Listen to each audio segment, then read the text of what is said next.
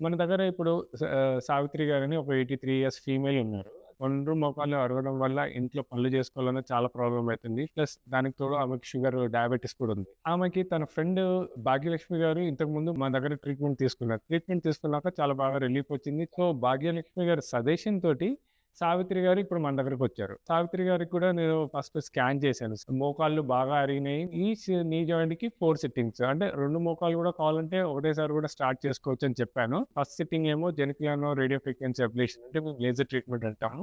మొదటి సిట్టింగ్ చేయించుకొని ఎళ్ళిపోయారు. ఇప్పుడు 15 రోజుల తర్వాత రెండో సిట్టింగ్ కోసం వచ్చారు. సో, ఈ 15 డేస్‌లోనే తను వచ్చినప్పుడు తను నడిచిన స్టైలు మొదటి సిట్టింగ్ కంపేర్ చేస్తే చాలా బెటర్ ఉన్నారు. నా పేరు సావిత్రి అండి. 82 ఇయర్స్.